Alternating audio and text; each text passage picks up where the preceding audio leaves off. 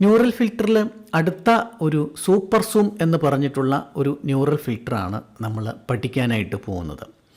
അത് ന്യൂറൽ ഫിൽറ്ററിൽ തന്നെ ഫോട്ടോഗ്രാഫി എന്ന് പറയുന്ന ആ ഒരു സെക്ഷനിലാണ് സൂപ്പർ സൂം എന്ന് പറഞ്ഞിട്ടുള്ള ആ ഒരു ഫിൽറ്റർ വരുന്നത്. ജസ്റ്റ് കളറൈസ് വരെയാണ് നമ്മൾ കഴിഞ്ഞ ക്ലാസ്സിൽ പഠിച്ചത്. ഇനി ഫോട്ടോഗ്രാഫിയിലെ ആ സൂപ്പർ സൂം എന്ന് പറഞ്ഞിട്ടുള്ള ആ ഫിൽറ്റർ ഞാനിവിടെ ഓണാക്കി കൊടുക്കാൻ പോവുകയാണ്. അപ്പോൾ നമ്മളുടെ ഒരു പിക്ചറിലുള്ള ഏതെങ്കിലും ഒരു പോർഷൻ നമുക്ക് സൂം ചെയ്യുന്നതിന് വേണ്ടിയിട്ടാണ് ഈ ഒരു ഫിൽറ്റർ നമ്മൾ ഉപയോഗിക്കുന്നത്. ഇവിടെ ഞാൻ ന്യൂ ലെയർ ക്ലിക്ക് ചെയ്തു. അതിനുശേഷം ഞാൻ ഈ ഒരു ഫോട്ടോ ഒന്ന് സൂം ചെയ്യാൻ പോകണം. അതിനകത്തൊരാൾ നിൽപ്പുണ്ട് ആ മലയുടെ മണ്ടയിൽ.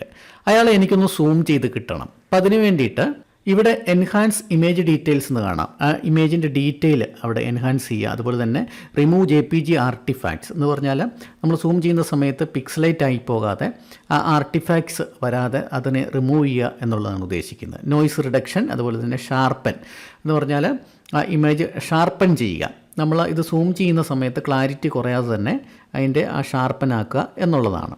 ഫേസ് ഒക്കെയുള്ള ഇമേജ് ആണെന്നുണ്ടെങ്കിൽ എൻഹാൻസ് ഫേസ് ഡീറ്റെയിൽസ് എന്നുള്ള ഈ ഒരു ടിക്കും കൂടെ നമുക്ക് കൊടുക്കാം. അതുപോലെ സൂം ഇമേജ് 1x എന്ന് കൊടുത്തിട്ടുണ്ട്. അപ്പോൾ അതായത് ഈ ഒരാളെ നമുക്ക് 1x നമ്മളിപ്പോൾ കണ്ടുകൊണ്ടിരിക്കുന്നത്. അതിനെ നമുക്ക് വീണ്ടും ഈ ഒരു സൂം ബട്ടൺ നമ്മൾ ക്ലിക്ക് ചെയ്ത് കഴിഞ്ഞാൽ അത് 2x മാറും. അതിനുശേഷം നമുക്ക് അതിനെ ആ ഫോട്ടോ എങ്ങനെ വരണമെന്ന് നമുക്ക് അറേഞ്ച് ചെയ്യാം. അത് 3x വേണമെന്നുണ്ടെങ്കിൽ വീണ്ടും ക്ലിക്ക് ചെയ്യുക, 4x വേണമെന്നുണ്ടെങ്കിൽ വീണ്ടും ക്ലിക്ക് ചെയ്യുക. അങ്ങനെ അതിന് ശേഷം നമുക്ക് ആ ഫോട്ടോ കൃത്യമായിട്ട് ആ ഒരു ഫ്രെയിമിലേക്ക് നമുക്ക് അറേഞ്ച് ചെയ്യാനായിട്ട് സാധിക്കും. ഇത് ഏകദേശം നല്ല ടൈം എടുത്തിട്ടാണ് ഇത് പ്രോസസ്സ് ചെയ്ത് വരിക. നമുക്ക് എത്ര x വലുതാക്കണോ അതിനനുസരിച്ച് ഇവിടെ നോക്കുക.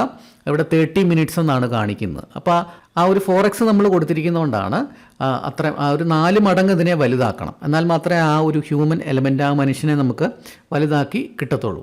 അപ്പോൾ അതിന് ഡീറ്റെയിൽ ഉണ്ടാവണം. അതുപോലെ തന്നെ അത് ക്ലാരിറ്റി ലോസ് ആവരുത്. അങ്ങനെയുള്ള പല കാര്യങ്ങൾ അതിനകത്തുണ്ട്. അപ്പോൾ ആ ഒരു പ്രോസസ്സിങ് എല്ലാം കഴിഞ്ഞതിന് ശേഷം വേണം നമുക്ക് ആ ഒരു ഇമേജ് കിട്ടാനായിട്ട്. അതുകൊണ്ടാണ് ഇവിടെ പ്രോസസ്സിങ് ആ ഒരു സമയം 29 മിനിറ്റ്സ് ആയി ഇപ്പോൾ. അപ്പോൾ അങ്ങനെ കുറഞ്ഞുകൊണ്ടിരിക്കും. അത് ആ പ്രോസസ്സിങ് നടന്നുകൊണ്ടിരിക്കുകയാണ്. അപ്പോൾ ആ ഒരു പ്രോസസ്സിങ്ങിന് ശേഷം നമ്മളിവിടെ ആ ഫ്രെയിമിൽ ഏത് ഇമേജാണോ കാണുന്നത് ആ രീതിയിലേക്ക് നമുക്ക് സൂം ചെയ്ത് നമുക്ക് കിട്ടും. ആ ഒരു ഇമേജായിട്ട് തന്നെ നമുക്കത് കിട്ടും. അതാണ് നമ്മൾ ഈ ഒരു സൂപ്പർ സൂം എന്ന് പറഞ്ഞിട്ടുള്ള ഈ ഒരു ഫിൽറ്റർ ഉപയോഗിച്ചിട്ട് നമ്മൾ ചെയ്യുന്നത്. ആ പ്രോസസ്സിങ് ഞാൻ കുറച്ച് സ്പീഡാക്കുവാണ്. നോക്കുക, നമ്മുടെ പ്രോസസ്സ് കഴിഞ്ഞിട്ടുണ്ട്. നമ്മളത് ന്യൂ ലെയറിലേക്ക് നമ്മളത് ഓക്കെ കൊടുത്തിട്ട് ഓപ്പൺ ചെയ്യാനായിട്ട് പോവുകയാണ്. ജസ്റ്റ് ഞാൻ ഓക്കെ കൊടുക്കുന്നു. നമ്മൾ ആ സൂപ്പർ സൂം വഴി ക്രിയേറ്റ് ചെയ്തെടുത്ത ആ ഇമേജിൻ്റെ ആ ഒരു ഫ്രെയിം അതൊരു പുതിയ ഫോട്ടോ ആയിട്ട് അതൊരു പുതിയ ലെയറിലേക്ക് നമുക്ക് കിട്ടിയിരിക്കുകയാണ്. ഞാൻ ഓഫ് ചെയ്ത് ഓൺ ചെയ്ത് കാണിക്കാം.